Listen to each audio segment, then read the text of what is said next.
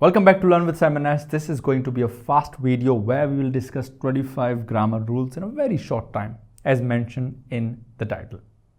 Now remember that if you want to get full course for IELTS, go to ieltsclass.learnwithsimonnash.com. The batch is starting soon and we got 4.8 out of 5 with more than 400 ratings, that is 400 reviews. So let's get started with the video now, right? The first one is comparative and superlative adjectives. Many people are confused about them. How can I add ER and how can I add more? Let me show you one example. So you use ER and EST for adjective with one syllable. What does it mean with one syllable? So this is called tall. So tall has a vowel between two consonants, that T and L. This becomes one syllable, okay? This is one syllable word and hence we add ER or EST for, of course, comparative and superlative. But when do we add more and most?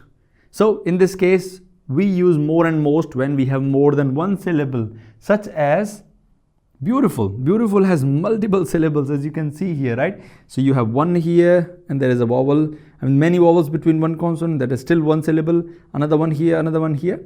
So 3 syllables, I would say, and hence we add more beautiful. You can never say beautiful or a beautifulest, right? You say more or most in this case, okay? Next one is correct use of who or whom. Many people are confused when to use who or whom. Have a look at this one. Use who as a subject. What does it mean? It means that who is coming. We ask generally, right? Who is coming? Who is the subject? But whom is used as an object. Now here, look at an example. Whom did you see? That means you saw someone. That someone is an object. That's why we say whom did you see. That's the correct usage of whom. Use of fewer versus few. This is also confusing, right? And use fewer with countable nouns, right? Countable nouns in the sense cars, right? Fewer cars, but less with uncountable nouns such as less water. You don't say fewer water, right? You say less water. Use of good and well, right? We say, are you feeling well? Are you feeling good? So there's a difference. Good is an adjective. She is a good singer in this usage, right? Good singer. But well is used as an adverb which enhances a verb. So she sings well. She sings well, right? That means her singing is well basically. That's the quality of her action, that is singing, right? Okay.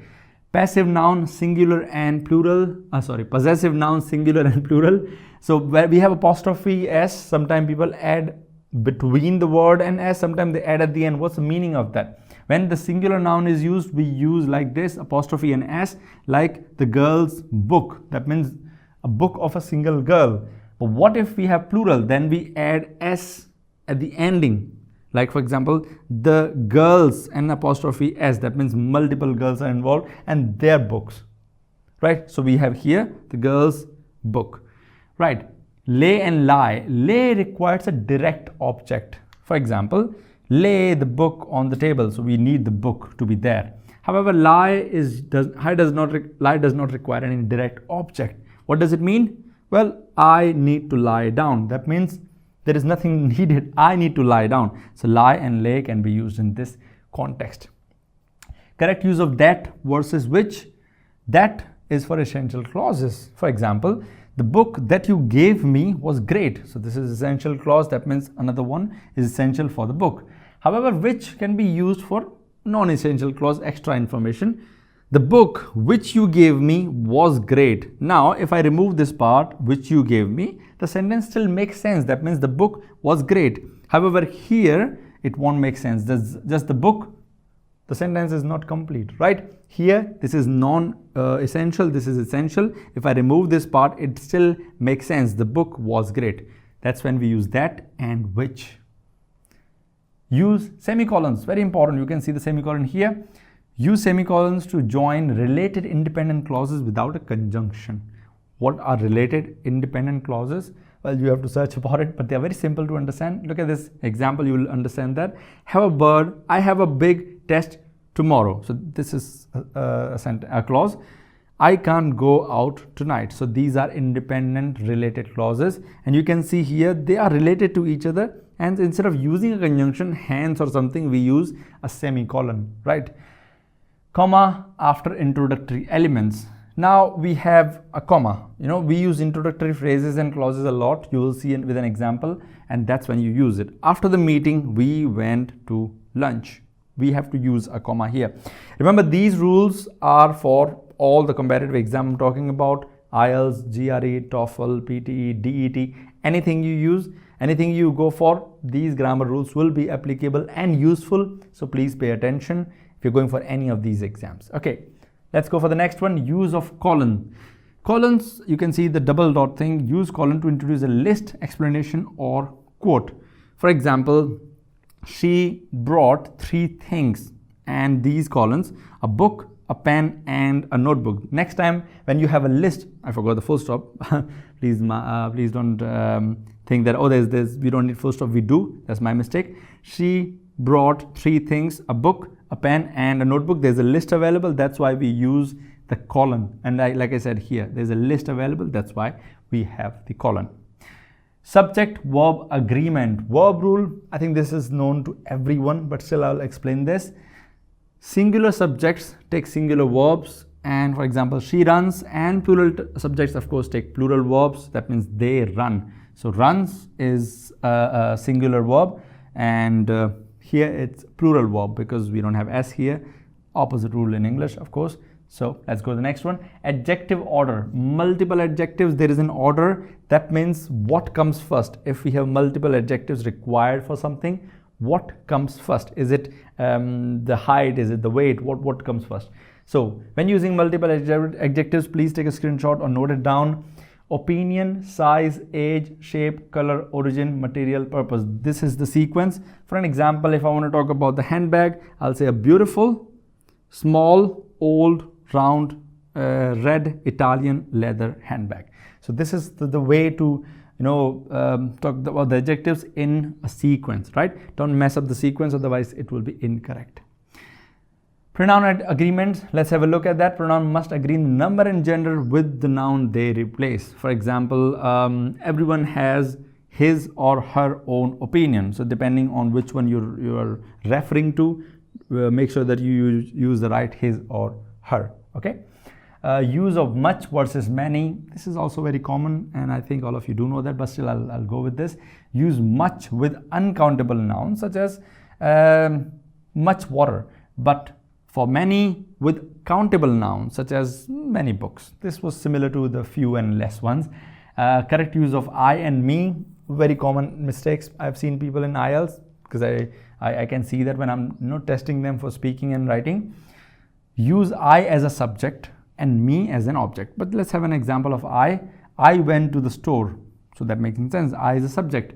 And me as an object, like I said, he gave it to me. Whatever, the book or pen, right? So me is an object here. I is the subject here. Right. Parallel structure. This is also a common mistake. I'll show you an example, show you the mistake, and then provide you the correct answer.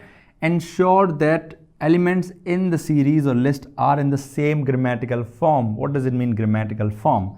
So if you look at this one, she likes running, swimming, and biking. Now if someone says she likes running, swimming, and to bike, that's incorrect, right? To bike is correct, but in this situation it's incorrect because we have a structure forming with ing. We cannot add to bike. So remember that. Please follow parallel structure. Correct use of who versus that. And you use who when referring to people, and I think that is for things, of course, right? So the person who called XYZ, whatever it is, right? And then we have used that when referring to things or animals. The car that broke down. Now we have a remaining sentence. The person who called was nice. The car that broke down was not nice. So we have who or that. You can see for people and things or animals, right? Since versus because. Since indicates time. For an example, I have been here since 10 a.m. There's a starting point. There's a time. That's why we use since. However, when it comes to because, indicates reason. Sometimes we say since. I came because you called, right? Somebody called you and said, oh, I came to the office because you called me. So because is for reason, since is for time. Correct use of affect and effect. Again, many people are confused. Let's have a look. Affect is a verb. The weather affects my mood because the weather is doing something that is affecting, right? And effect is a noun. The effect was surprising. So effect is a noun, affect is a verb. You can see from the example here, the weather is a noun, affect is the verb. Effect here is a noun, and was surprising is our verb, right? Avoid double negation. I would say don't write double negatives. For example, go for single negatives to express negativity, otherwise it will be incorrect. For example, you might go with I don't need any help. That's correct, but I don't need no help is incorrect. The second one is incorrect, right? So first one is the correct answer. Use of commas in the list. Always separate commas in the list and item. I think you know this, but I'm gonna still show you. I bought apples, oranges, and bananas. Yes, before and as well we can put comma. This is a rule in US. In UK they allow it without the comma as well, but it's okay. I mean, but comma is important here, not the and. Comma before conjunction in compound sentences. What are compound sentences? When two independent clauses combine, they form compound sentences.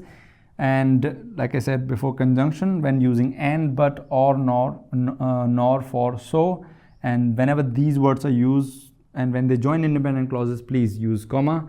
For an example, I wanted to go, but I was too tired. So these are two independent clauses. If I say I wanted to go, it's making sense. I was too tired, making sense. When two by themselves making sense independent clauses are combined using a conjunction, we use a comma. As simple as that. Okay. Next one, correct use of its versus its with apostrophe in the end. Second one, it without apostrophe is possessive. As you can see here, the cat licked its paw. So this is the cat's paw. And the second one with the apostrophe is a contraction, shortened form of it is, it's raining, right? It's raining. And the correct use of there, and there, I think they sound almost same, so I'm not able to distinguish here. But you can see here, there, where D-H-E-R-E refer to a place, put it over there. And second one is with there is possessive, and their car is red, so this their car. And finally there's a contraction, so this is they're coming over, so they are coming over, they're coming over. We say they're coming over, so you combine they are very quickly with there, right? Use of apostrophe in contractions, like we saw already earlier, it's, right? An apostrophe indicates missing letter in contraction. For example, can't can be for cannot. So because we are hiding these two NO letters, and hence we say cannot, and hence we have apostrophe. And that's it for now, guys. I hope you enjoyed the video. Remember, these were the 25 grammar rules essential for IELTS, PTE, GRE, DET, TOEFL, whatever you want to go for. And they were quick, I hope, and all of you enjoyed the video. We'll meet in the next video. Do not forget to visit the website ieltsclass.learnwithsimonash.com. See you soon, guys.